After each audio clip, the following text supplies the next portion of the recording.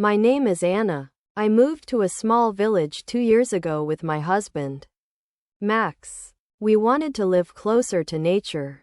There's fresh air, a river, and a beautiful forest nearby. It's peaceful here, and we love it. We plan to have children soon and think this is the best place for them to grow up. We met our neighbors shortly after moving in. Their names are John and Lisa. They're the same age as us and don't have kids either. We started doing things together, going on picnics and sometimes looking for mushrooms in the forest. Life was simple, and everything was great. John works far away, often leaving for a week or even months for his job. Lisa often feels lonely when John is away and started asking for help with various things around the house. Max and I always tried to help her. I noticed she began asking Max for help more and more, fixing things in her house or helping with the garden. At first, I didn't think anything of it.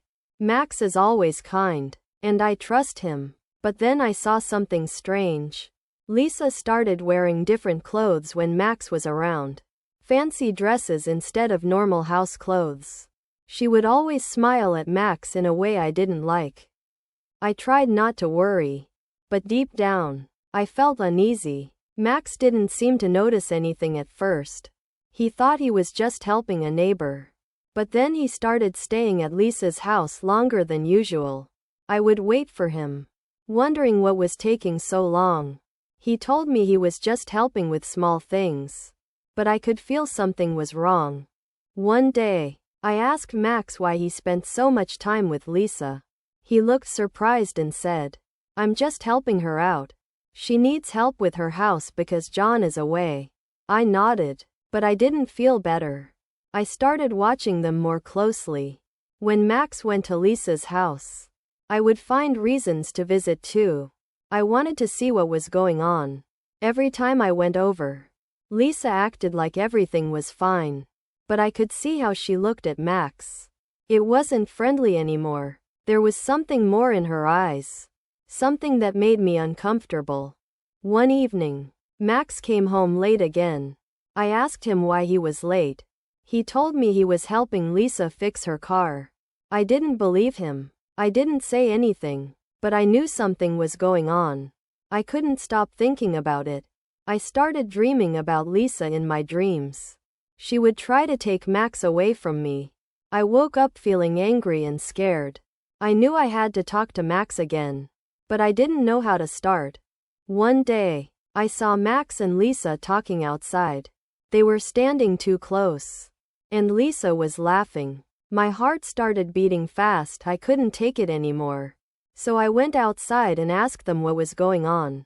Lisa smiled at me, but it wasn't a friendly smile. "Oh, Anna, we were just talking about the garden," she said. I looked at Max. He didn't say anything. He looked guilty. That night, I told Max how I felt. I told him I didn't like the way Lisa was behaving and how much time he spent with her. Max was quiet for a while, then said, "I'm sorry, Anna. I didn't realize how much it was bothering you." I felt a little better, but I still wasn't sure I could trust him completely. From that day on, Max tried to avoid Lisa. He stopped going to her house as often, and I noticed that Lisa started spending more time alone. Weeks passed, and things seemed to go back to normal, but I still thought about what happened. I trust Max, but I don't trust Lisa. I know she wanted something more, and I'm glad I said something before it went too far. Even though Max promised to stop helping Lisa so much, I still felt uneasy every time he went outside. I didn't want to be the kind of wife who always watched her husband, but I couldn't help it. One day, Lisa came over to our house with a cake. She smiled sweetly. "Hi, Anna. I made this for you and Max. I hope you like it." I smiled back, trying to be polite. "Thank you, Lisa," I said, taking the cake. "Is Max home?" she asked, looking around to see if he was inside. I wanted to say no, but I knew Max was just in the next room. "Yes, he's here," I said, feeling my heart beat faster. "But he's busy right now." Lisa looked disappointed but quickly smiled again. Oh, okay. I'll leave you two to enjoy the cake. Let me know if you need anything. She waved and left. I closed the door and felt a strange mix of relief and worry. I didn't want Lisa to come between Max and me, but she seemed to keep trying to stay close to him. That night, I told Max about Lisa bringing the cake. He laughed a little and said, "I think she's just being friendly. You don't have to worry." But I wasn't so sure. Lisa's smiles and the way she talked to Max didn't seem friendly to me. I decided the best thing was to keep a distance from her.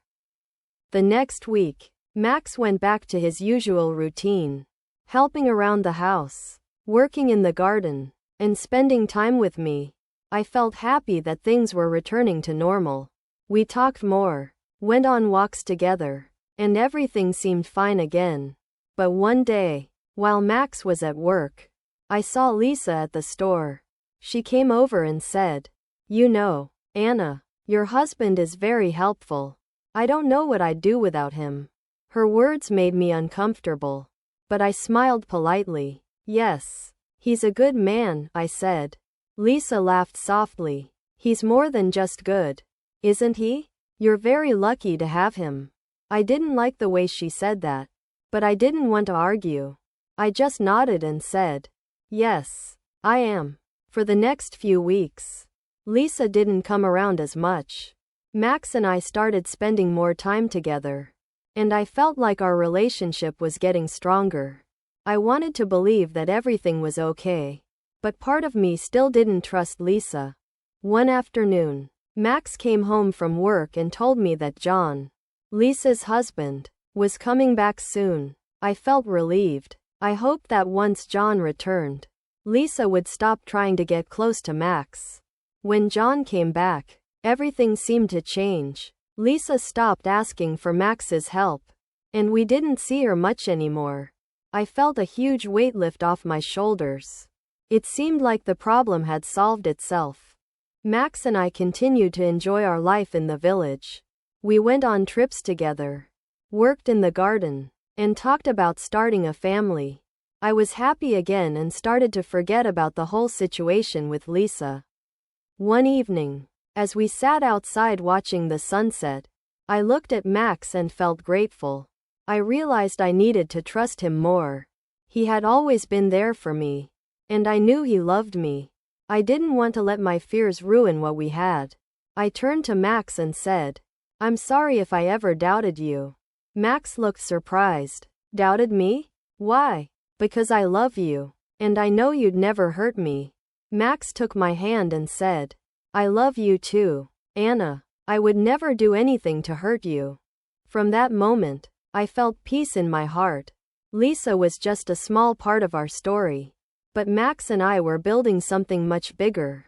Our life together. As time passed, we stopped thinking about Lisa. John and Lisa moved away a few months later because John got a new job in the city. After they left, life in the village became peaceful again. Max and I started talking more seriously about having children and looking forward to the future. In the end, I learned that trust and communication are the most important things in a relationship. No matter what challenges come our way, I know Max and I can get through them together. The end. If you enjoyed the story, please like, subscribe, and share.